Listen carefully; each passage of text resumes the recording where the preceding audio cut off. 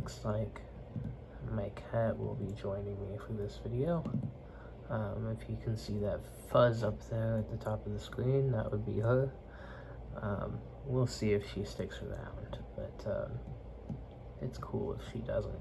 She can do her own thing. Anyway, let's get into it. It's been a while since I have posted on this website, and I do apologize. I know that probably the majority of you don't especially care, but if you did, I do apologize. But at any rate, oh, there she goes, she's done. At any rate, I thought that I would go ahead and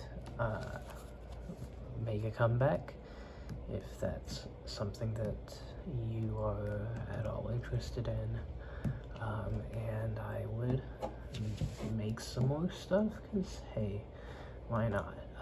I've got this office in here, I've got this big desk now, so might as well do it. And yeah, let's get into it. I've got some periodicals, programs, books of sorts to kind of show and talk about a little bit from my collection of pro wrestling memorabilia, which is not super extensive. Anyway, let's just go ahead and get into it. So what I have here, it's really a bummer the condition that it's in, because I don't necessarily think it was this spine thing was happening when I got it, but this is a program from Tri-State Wrestling. I'm not totally sure what that is. I'm assuming that it was some kind of territorial promotion that was in the northeastern Tri-State area, but I don't know, I'm not familiar. Regardless, this is a program that features Bruno Sammartino, who would go on to have the longest WWF title reign by far, the longest title reign in professional wrestling history, just an icon of the World Wrestling Federation, and the Batman. I'm not totally sure who that is, but man, that's too bad. So we've got over here some pictures of Bruno Sammartino at home with Danny and Daryl. He apparently has 2-year-old twins, and this is David Sammartino over here in the corner, and more pictures of the Sammartino family. It's Carol Sammartino, and then I guess Danny and Daryl, and this must be David Sammartino right here. I'm not totally sure.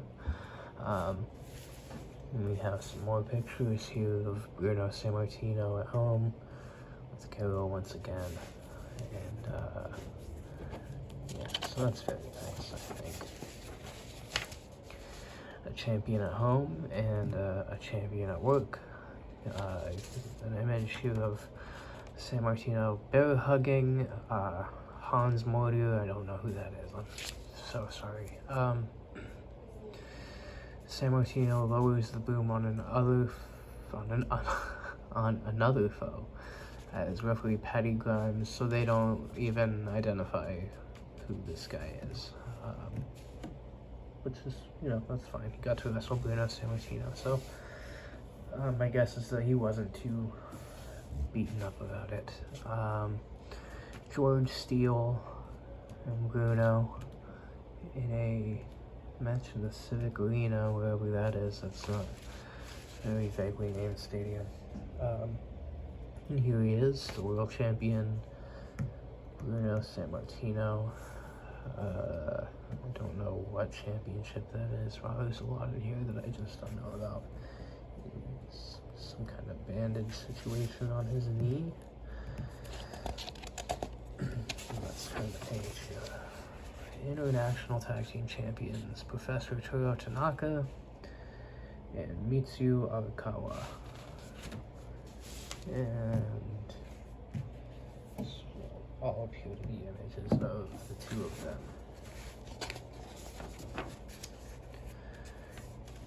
Here we have the Sicilians, made up of Lou Albano.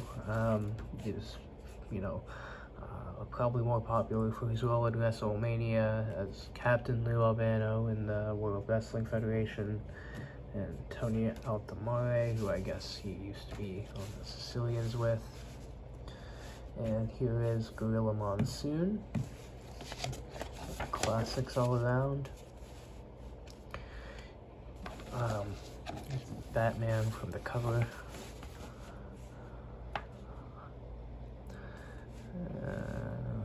Killer Kowalski. If you're a Seinfeld fan, that name might mean something to you. Dominic DeNucci, Ivan Koloff.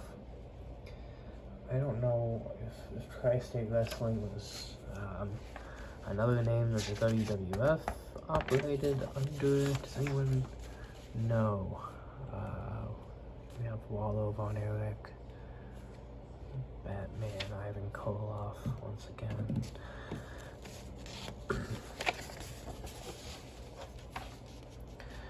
And this should be interesting.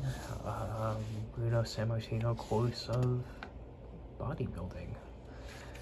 Keep at it. If you have normal health, it is possible through a disciplined routine of exercises to develop a strong, muscular body. The brief lessons outlined in this course have proven results, but it is important to keep at it.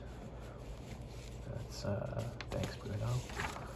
It's very inspiring. And you can see it's pretty basic stuff. Squat with a barbell. Let's do some sit-ups. Bench press. Upright pull the chin. 2-arm curl. Explains how to use the course. On these few pages, it is impossible to offer a complete exercise course. That makes sense to me. Hindu push-ups. That's weird. Hindu squats. I'm just gonna move on from that. Johnny DeFazio. Antonio Pugliese. I don't know who you are, man. I'm sorry. Bobby the Hurricane Hunt up here. Frank Holtz, Ace Freeman, and Jim Grabmeyer.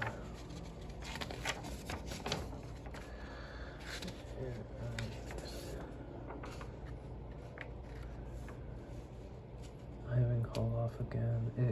This is,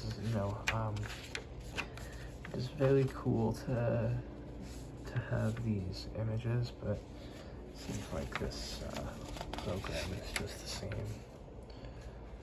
4 or 5 guys over and over again.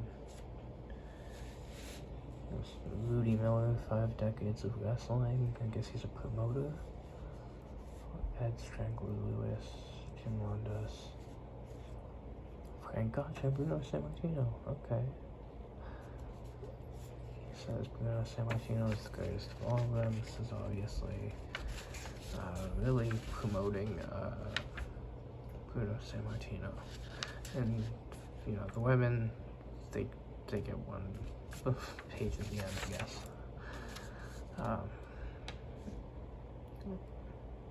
I guess it's a page of promoters.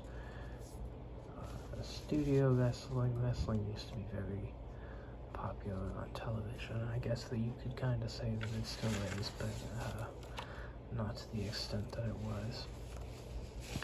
And then on the back, you have this list of Tri-State Wrestling World Heavyweight Champions, culminating with Bruno Sammartino in 1963.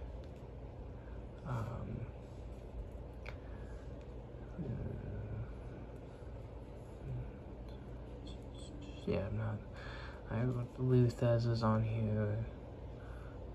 Buddy Rogers, Bruno Sammartino, some big names. Anyway,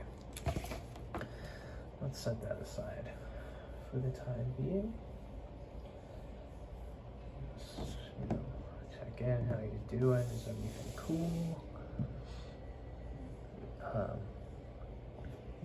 If there's not, not really a lot I can do about that, but let's go ahead and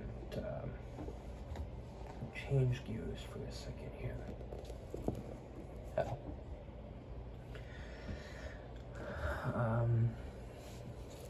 Something that I do want to point out is that, my ownership of a book does not necessarily mean an endorsement of the author. That should probably go without saying. Probably don't even need to disclaim that, but I collect pro wrestling merchandise, and a lot of people in professional wrestling, you could generously say that they are a little unsavory. I don't know if that's necessarily the case with Bill Watts, but there's some potential for controversy here. Bill Watts talks a little bit about his Christian faith in here, which is, that's not really a problem. I don't dislike Christians or even Christianity in particular, but Bill Watts is known for having some views that are old-fashioned, to put it, in a gentle way, and doesn't need this much disclaiming. But who was Bill Watts? Professional wrestler. He was a promoter, worked in World Championship Wrestling in the territories of the South a little bit, and Bill Watts, he's not a household name by any stretch of the imagination, not in the year 2021, but he really, just in the people that he influenced, had a profound effect on the trajectory of professional wrestling as a medium, and as television programming. So Bill Watts, as I said, a little bit old school, really insistent on professional wrestling being grounded and realistic and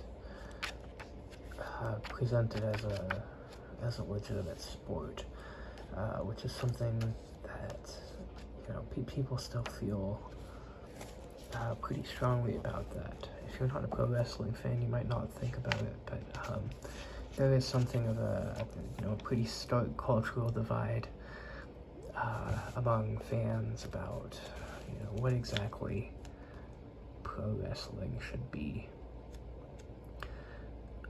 So this is Bill Watts' autobiography. I'm sorry, I completely glossed over that, but these do not appear to be pictures of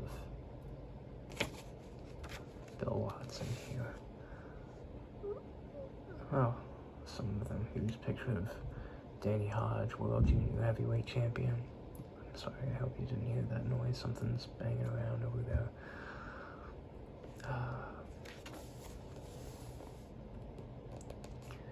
Luthez and Kirk Douglas. Levi McGurk.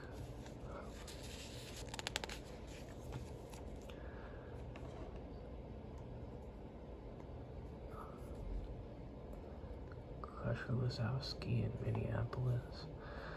The Midwest is it's an important part of the world for pro wrestling.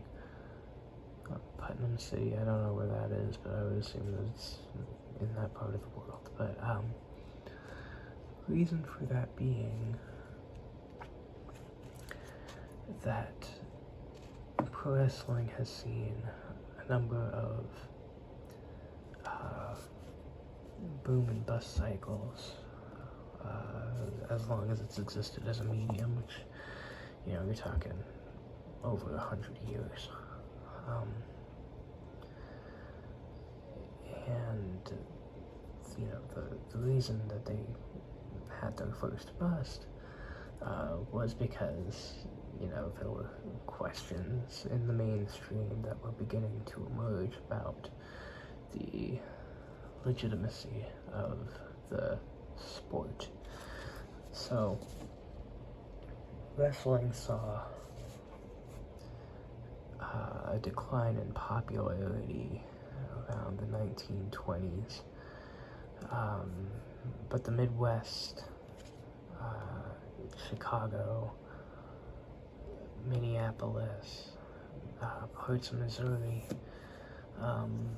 they continue to be very supportive of pro wrestling and still continue to be really popular in those parts of the world. And you know, if you look at Chicago, look at St. Louis, it's still remains, you know, a wrestling region. The Texas State Championship, I guess that must have been with the NWA. It's the National Wrestling Alliance, but we can get into that another time. Cowboy and the Crossbow Watts story, written in part by Cowboy Bill Watts. Terribly visually interesting, but I thought I'd go ahead and show you that anyway. Now, I talked about the condition that that first one was in, but this one is even worse. Yeah, I feel really bad about letting it fall to pieces in this way. This is not my address over here, by the way. This is like a 50-year-old address, so, you know, you're welcome to go check that out, but I don't think anyone's going to be there. I don't know, that building might not even be there, but anyway. Yeah, so I do actually have another copy of this. You know, this isn't a monumental loss or anything. These were pretty popular. You can find them on eBay if you look hard enough, but I did get 2 copies of this one. This is a May 1978 issue of Wrestling Monthly, the official magazine of wrestling. It is promoting itself as here. They have no claim to legitimacy there. This is not the official magazine of any wrestling promotion at the time that I was aware of. They just pretend that it's not completely falling apart. Yeah, good luck with that. But these old wrestling magazines from the 70s, I've got quite a few of these old wrestling periodicals, and, you know, a lot of the stories, I mean, basically all the stories, are written in kayfabe. And if you are not a pro wrestling fan, kayfabe is, you know, essentially like the fourth wall of professional wrestling. It's the illusion that what is happening on the screen, in the ring, is legitimate and not staged. This magazine went along with that. It's basically written in character, if you will, so there's no legitimate information here. I would think of it as, you know, published professional wrestling fan fiction. That's one way to do it. So, you know, what's written here is not really that interesting unless you are interested in, you know, the feuds and storylines that were happening at this time. If that's your thing, then you're gonna love this, but what I really appreciate here are the ads. They are just so unbelievably sleazy. Men, women, get rich in the mail order world trade business. You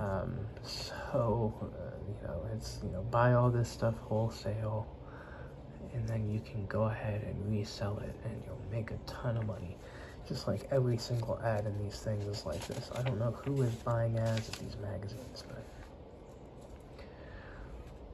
the Great Wrestling Sale. So you can, this is this would have been film rules, obviously.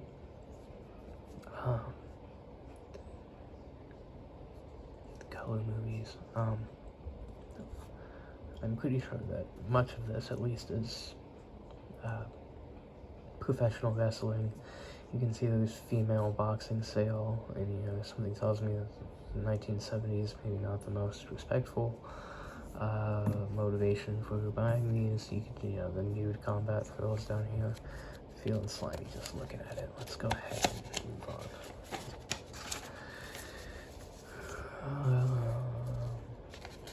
Ivan Koloff is mentioned again. Big deal at the time, very popular heel. Wrestling's answer to World War III. So you can see there's Dusty Rhodes right here.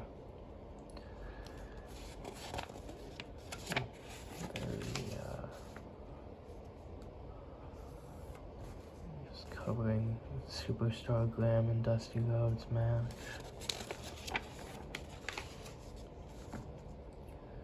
Women's wrestling in the running for the Olympics.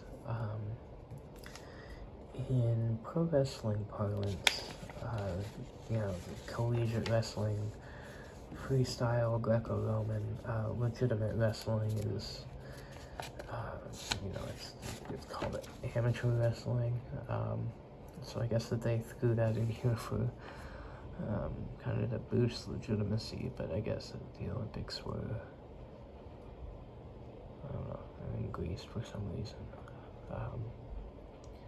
You can see these nice, are these Doric columns? I can't remember. I should really remember that.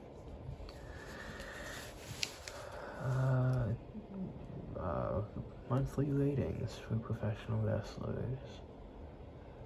So the most vile villains, there's Ivan Koloff coming in at number 4, Shake, Abdullah the Butcher, Billy Graham, Ric Flair, Blackjack Mulligan, George Steele, who we've seen a few times, Stan Hansen.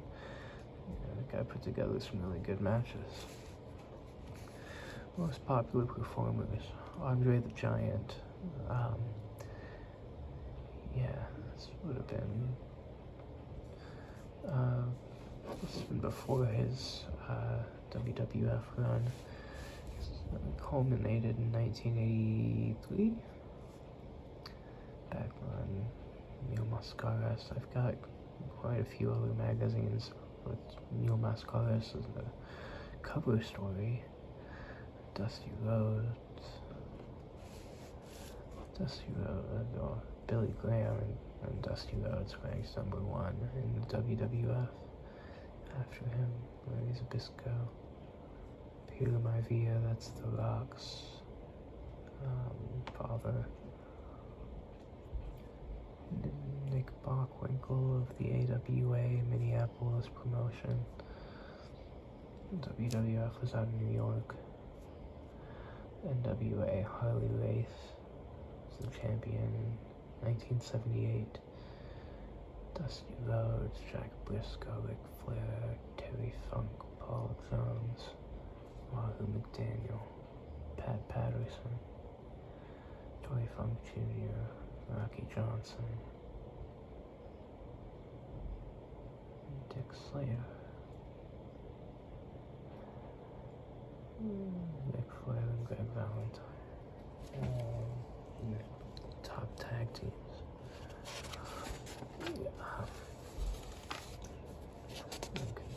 There's so much to go through here. Sorry for stopping on that list for so long, but see, here's Andre the Giant. Valdez Promotions, professional and amateur. Yeah, you can, whenever they promote women's wrestling at the time in here, it's usually unwholesome.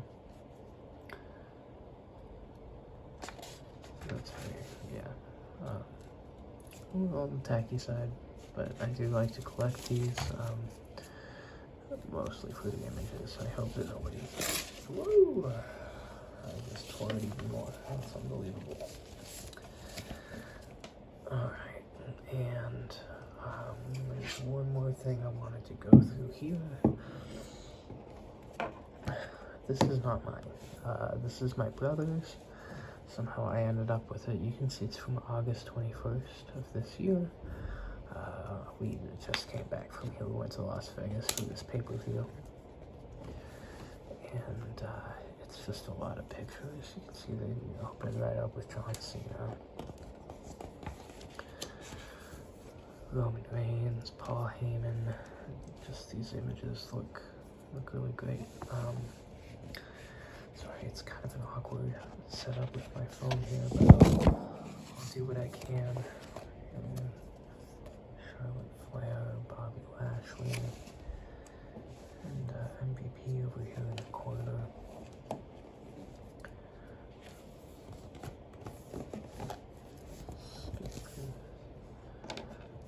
Seth Rollins.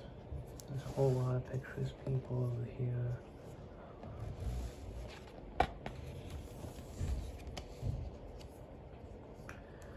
New Day. Here's Kofi Kingston.